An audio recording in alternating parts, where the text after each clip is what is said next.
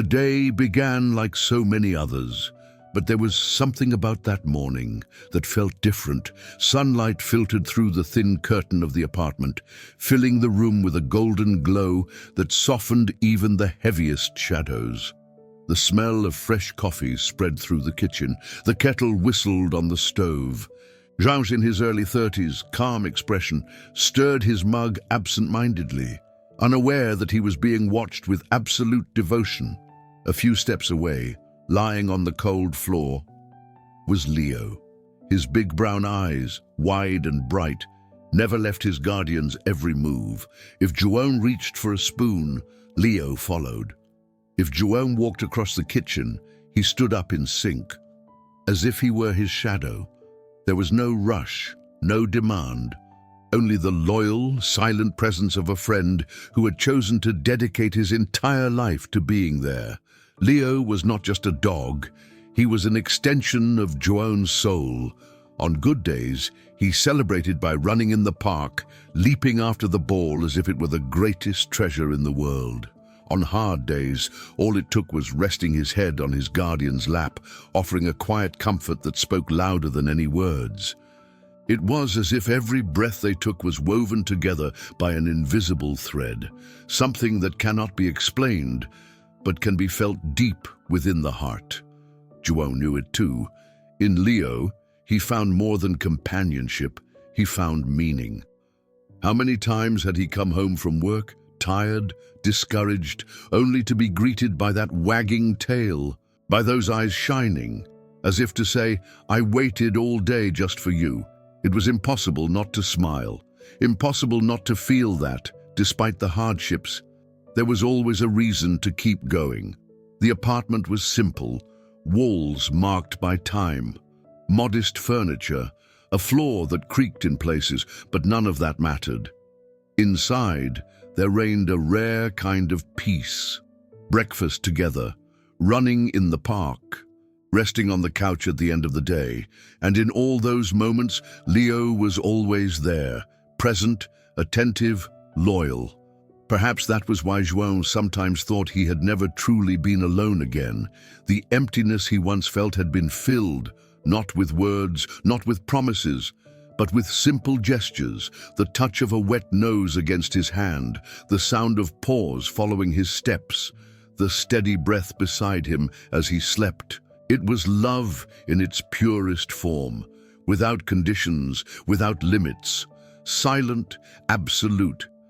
And what they didn't know was that this bond, built in small moments of peace, was about to be tested, and it would reveal itself as the only force strong enough to face the storm that was soon to come. The day seemed far too perfect to end in tragedy. The afternoon sun streamed through the treetops. The narrow trail glowed in shades of gold and green. The fresh air carried the scent of damp earth. Joan walked calmly, absorbing the landscape as if gazing at a living painting. Beside him, Leo sniffed every corner, alert, curious, but never losing sight of his guardian. It was a sacred ritual. The walks through the forest always brought peace. There, Joan felt free from the weight of routine.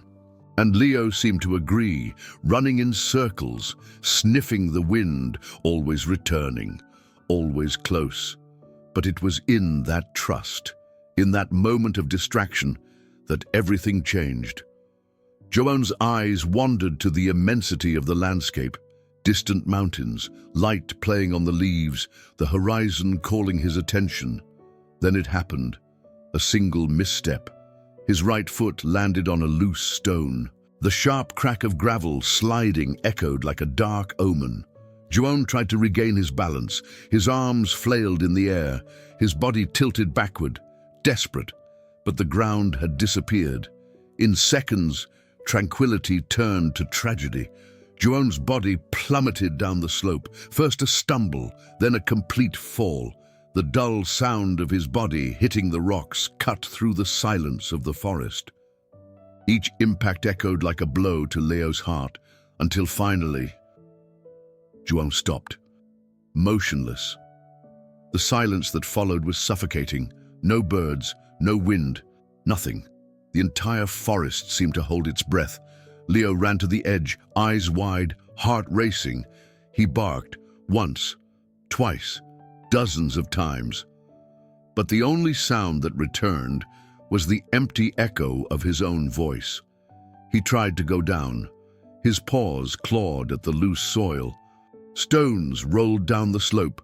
Leo slipped, almost fell, but pulled back. He tried again and failed. Each attempt added weight to his helplessness.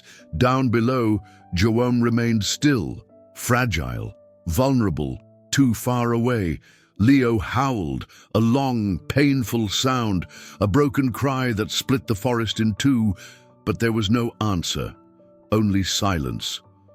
And the image of Joanne, as if he were asleep, never to wake again. If you too have felt the pain of seeing someone you love in danger, share your story in the comments. Together, we can turn that pain into strength.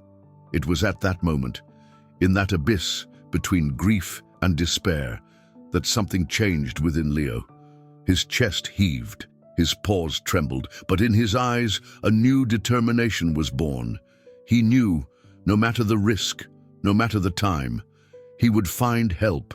Because what was at stake was not just Joanne's life, it was the very meaning of Leo's existence. Leo didn't think. There was no time to think. The moment he saw Joanne lying still at the bottom of the slope was the same moment a single certainty took over his being. He had to act. He turned sharply and bolted down the trail like a golden arrow. Each step resounded like thunder on the leaf-strewn ground. His paws beat in a frantic rhythm. They kicked up dust, scattered fragments of earth. The cold air cut his lungs, burned with each breath. But Leo didn't slow down. The image of Joanne, pale and motionless, was engraved in his eyes. It was what pushed him forward, what made him run not only with his legs, but with his soul. The forest, once welcoming, had become a cruel enemy. Branches scratched his fur. Bushes tried to block his way. The slippery ground nearly brought him down. Twice, Leo fell, rolled a few meters, but always rose again. Each fall was followed by more determination, as if, inside him, something whispered silently, "I will not fail." The trees blurred past, his tongue hung out, his lungs begged for rest. But there was no room to stop. Time seemed to mock him. Each heartbeat a cruel reminder. It was a race against the invisible, against the merciless clock that separated Joanne from death. And then the forest opened up. The road appeared before Leo, and there, like a ray of hope, was a man, a lumberjack, worn cap, simple clothes, an axe resting on his shoulder. Leo didn't hesitate. He ran toward him and barked with all his might. It wasn't an ordinary bark. It was a sound loaded with urgency, almost human. The man stopped, frowned, confused before the frantic dog. Leo ran a few steps, stopped, looked back, barked again, louder, more desperate. The man hesitated, took a step, then stepped back. But then he looked into Leo's eyes and saw something impossible to ignore. It wasn't just despair, it was a plea, a wordless cry for help. The lumberjack's heart raced. A strange trust pushed him forward. He dropped the axe, took a deep breath, and decided to follow Leo. At that moment, Leo was no longer running alone. Now there were two, a race against time, a silent pact between a desperate dog and a man who chose to believe in his eyes. The lumberjack ran breathlessly behind Leo, dodging low branches, tripping over roots that rose from the ground like traps. His pounding heart wasn't just from the effort. It was from the feeling. He was running towards something greater, something that would change everything. Leo ran ahead, never slowed his pace. His rigid tail pointed like an arrow, showing the inevitable destination. When they reached the edge of the slope, the lumberjack froze. His eyes widened at the sight. Down below, motionless among rocks and branches, was Joanne, pale skin, motionless body, deadly silence. With trembling hands, the man pulled out his phone, called for rescue. His voice faltered as he described the scene, but Leo didn't wait. Fearlessly, he began to descend the steep slope. His paws slipped on loose earth. Stones cascaded down, but he pressed on. Each inch gained was a victory against gravity, against time, against fear, until at last he reached João. Leo approached. His heart raced. He pressed his muzzle to his guardian's face, a gentle lick on his bloodied forehead. The silence was suffocating. Nothing happened. Leo whimpered softly, as if begging, as if pleading. And then, a breath, a fragile sigh escaped João's lips. His eyes opened, clouded, heavy with pain, but alive. They found Leo's brown eyes, and there, without words, something was said. "You are not alone."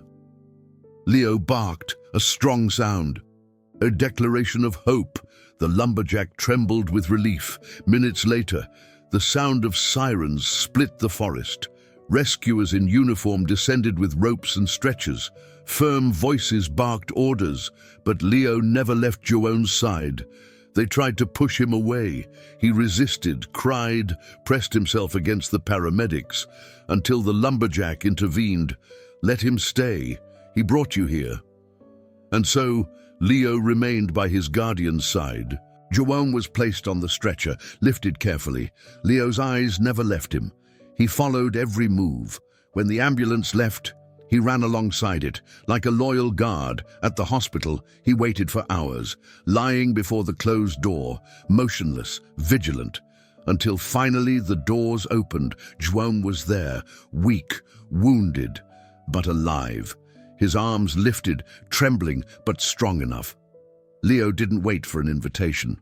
He jumped onto the bed, nestled against his guardian's chest, and in that embrace, time stopped. All fear, all despair, all pain dissolved into pure gratitude. If this scene touched your heart too, subscribe to the channel now. That way you won't miss the next stories of animal heroism. It's free, and it makes all the difference in spreading this message. The news spread quickly. Dog saves guardian in forest accident. Soon it was on radios, newspapers, social media.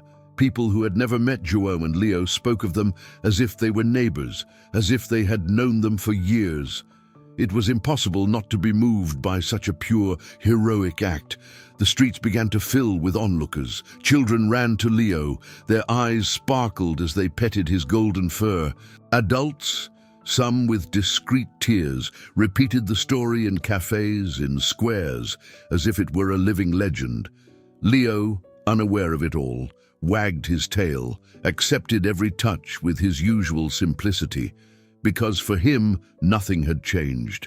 His world still revolved around João. The commotion grew so great that the city hall organized a ceremony. In the central square, a stage was set. Flags, flowers, a crowd awaited. João, still recovering, climbed the stage with slow steps. In his hands, a golden medal. Everyone expected it to be for him, but João knelt before Leo and placed the medal around his neck. The crowd erupted in applause, loud, deafening. Some shouted, "Hero!" Others clapped until their hands hurt, all united by the same admiration. João stroked Leo's head. His tearful eyes gleamed in the afternoon light. There was no prepared speech, but none was needed. In the look they exchanged, in the silent touch, everything was said. Even after the ceremony, life did not return to what it was. When they walked through the city, people looked at them with reverence. But João knew the true reward was not fame, nor the honors. The true reward was simple, waking up every day and seeing Leo there, feeling his presence, knowing he would never again be alone. A few weeks later, they returned together to the trail, the same place where it had all happened.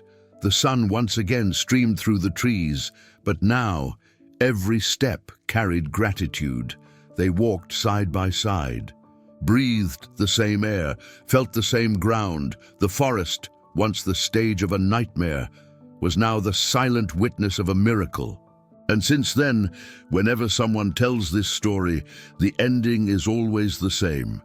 First, an emotional smile, then a pause, and finally, the phrase engraved in the heart of the city: some heroes wear capes, but the greatest ones wear paws.